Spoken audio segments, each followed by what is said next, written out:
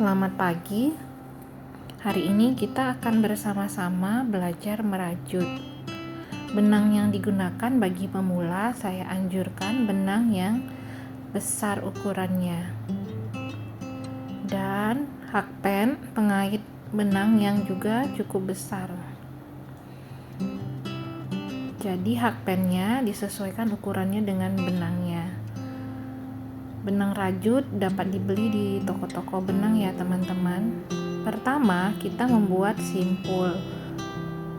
Gunanya untuk menghasilkan lubang seperti ini, tempat keluar masuknya benang dan hakpen. Jadi disimpul biasa saja ya teman-teman. Nah, seperti ini sudah bisa. Jadi nanti hakpennya keluar dari lubang simpulnya. Posisi jari seperti ini untuk menahan dan membuat benang lebih ketat, tidak longgar. Nanti akan dimasukkan. Nah, kita akan coba mengaitkan. Jadi benangnya diambil ya teman-teman, lalu diambil lagi, munculkan lubang baru, ambil lagi benangnya. Nah, mudah sekali bukan? Jadi ambil benang, lubang baru, ambil benang, lubang baru, ambil benang, lubang baru. Nah, yang seperti ini pasti bisa semua ya, karena hanya simpul, lubang, ambil benang, lubang, ambil benang, lubang, begitu. Nah, sudah jadi seperti ini, mudah sekali kan? Saya berencana akan membuat lingkaran. Jadi teman-teman bisa untuk tatakan piring ataupun base-nya tas, bisa buat lingkaran. Nah, yang panjang tadi kita satukan saja. Lubang simpul yang terbuka kita gabungkan dengan mengambil benang juga, lalu dikaitkan lagi kedua lubang yang ada. Benang yang terurai adalah benang yang akan selalu kita ambil. Nah, jadi kemudian kita menyusunnya lagi pada lubang-lubang yang tersedia. Seperti menganyam ya teman-teman. Jadi benang baru dikaitkan pada lubang yang lama, lubang sebelumnya. Sudah terikat kedua simpul, kita mulai merajutnya. Jadi ada dua simpul, kita gabungkan gitu dengan kaitan. Nah, ambil lagi benangnya, tapi sekarang kan sudah ada lubang yang ada, supaya dia bersatu ya, kita masukkan hakpennya ke lubang yang sebelumnya, lalu tarik ke atas, ada lubang yang ditimbulkan, masukkan lagi benang yang terurai agar bisa mencapai lubang sebelumnya. Simpulnya bisa dibuat 2 kali, karena kalau satu dia nggak nyampe ya teman-teman ke lubang yang sebelumnya yang sudah ada. Jadi bisa kita tambahkan simpulnya. Kalau terlalu ketat bisa kita longgarkan. Simpul yang muncul kita padukan, kita gabungkan dengan menarik lagi benang yang terurai. Nah, ini si simpulnya ditambah ya, supaya bisa menjangkau lubang yang di bawahnya. Nah, karena dari lubang dia muncul 2 simpul, kita ikatkan lagi. Ambil lagi untuk menambah simpul, masuk ke lubang, ambil benangnya, 2 lubangnya digabungkan dengan benang juga, tambah simpulnya, masuk kepada lubang yang sebelumnya sudah ada, begitu seterusnya sampai bentuk melingkar. Tambah simpulnya, masuk ke lubangnya, lubang yang ada digabungkan, diikat dengan mengambil benang juga ya. masuk ke lubangnya, kemudian digabungkan lagi, tambah simpulnya, masuk ke lubangnya, gabungkan simpulnya,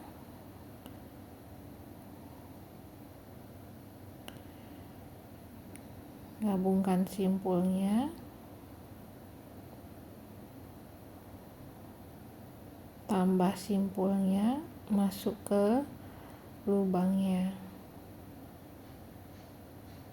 Kadang lubangnya tidak terlihat ya teman-teman karena ketat, bisa pelan-pelan dilihat kemana lubangnya.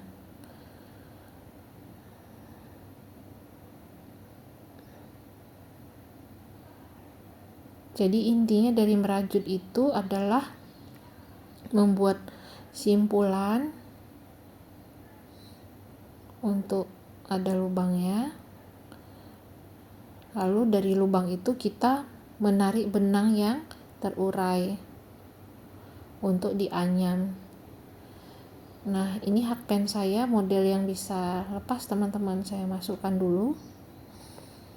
Jadi hakpen juga banyak nomornya ya teman-teman. Benang yang kecil memakai hakpen yang kecil. Jadi ada dari ukuran yang sangat kecil sekali sampai yang besar sekali. Ada yang dari bahan plastik, ada yang dari bahan kayu, ada yang dari model seperti ini. Teman-teman pilih yang nyaman di tangan teman-teman. Nah, untuk posisi jari juga jangan terlalu tegang atau kaku ya teman-teman, nanti tangannya sakit. Jadi rileks saja, santai, yang penting ada tempat penahan benangnya dan penahan simpulnya agar tidak terlalu longgar.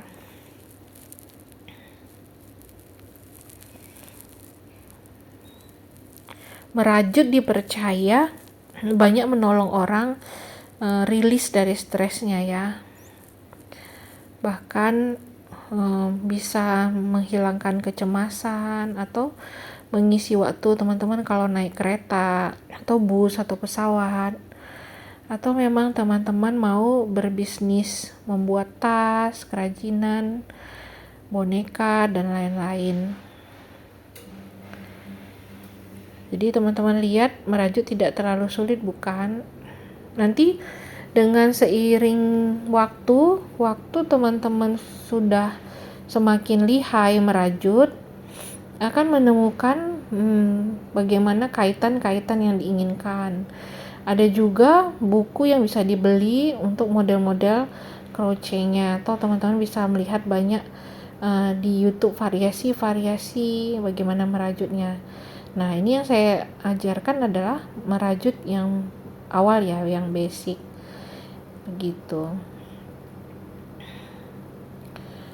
Teman-teman tetapkan mau buat tas kah, atau taplak meja, atau alas piranti makan. Nah, jadi bisa dibayangkan kemana nanti arah bentuknya. Benang rajut juga ada yang sangat kecil sampai yang lebih besar dari benang yang saya pakai ini. Harganya ya ada harga yang murah, ada harga juga yang sangat mahal. Tergantung kualitas yang teman-teman inginkan.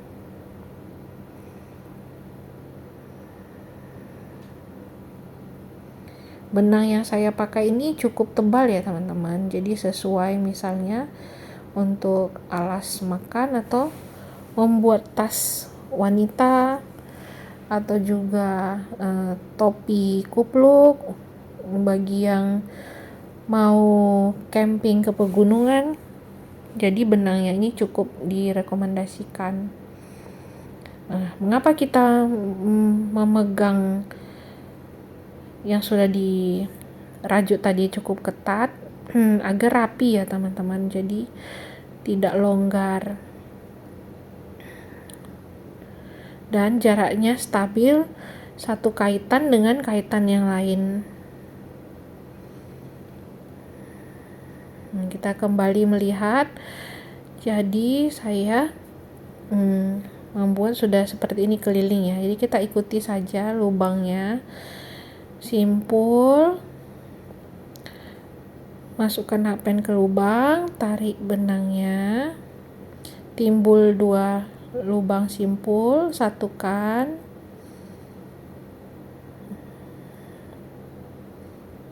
sudah disatukan, simpulkan sekali lagi, masukkan ke lubang yang baru, tarik benangnya, disatukan,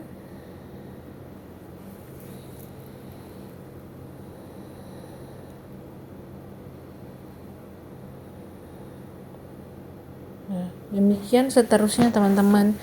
Jadi ini bisa jadi kegiatan yang mengasihkan untuk kita ajari anak-anak ataupun murid sekolah. Nah, mereka bisa buat boneka, mereka bisa buat gantungan kunci, atau mereka bisa membuat tiru yang lebih besar, bisa sweater dan lain-lain. Dan benang rajut tidak sulit didapatkan ya teman-teman di toko-toko alat jahit, toko-toko benang, alat craft atau kerajinan, atau juga bisa sekarang dipesan online dengan berbagai variasi. Nah, ini saya temukan tidak ketat ya teman-teman, ada lubang yang berbeda jaraknya dengan yang lain. Kita tarik sedikit, kita bongkar ya dari terakhir, simpulan yang terakhir kita ulangi sampai benar-benar rapat. Kalau kurang rapat kita bisa tarik lagi, kita tahan simpul yang terakhir, lalu diambil lagi benangnya melalui lubang yang mau kita perbaiki.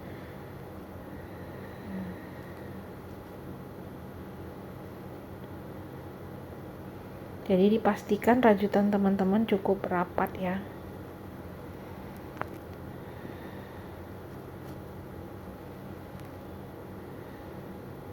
Kalau terlalu ketat, teman-teman bisa longgarkan sedikit, bisa dengan menarik benang ke bagian atas.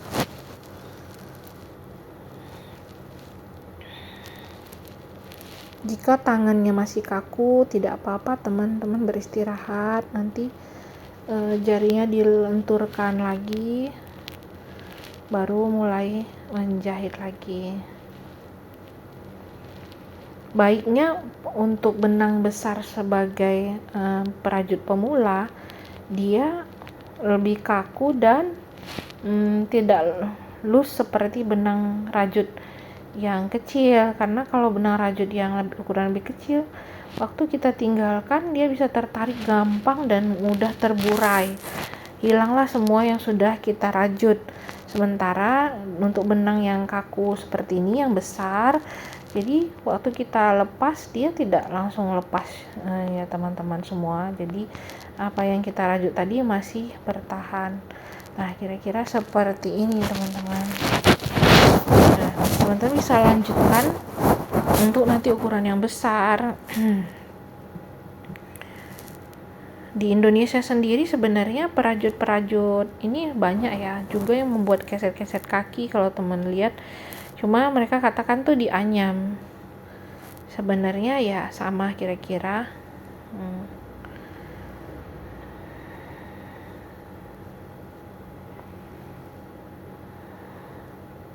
Di bahasa Inggris sendiri dibedakan rajut itu crochet dan knitting ya.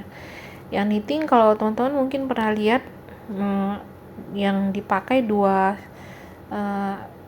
alat ya, dua stick, maksudnya ada dua tongkat untuk mengkaitkan benang-benangnya, dan yang ini namanya crochet.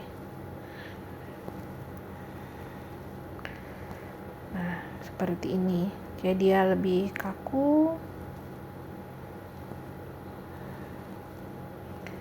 Intinya itu saja ya teman-teman. Jadi membuat simpul, menarik benang dari simpul, mengikatkan simpul, dan menarik benang baru. Nah, kira-kira seperti ini bagian belakangnya, ini bagian depannya gitu. Sebagai base bisa dibuat bunga, lingkaran, ataupun taplak meja besar bisa. Terima kasih.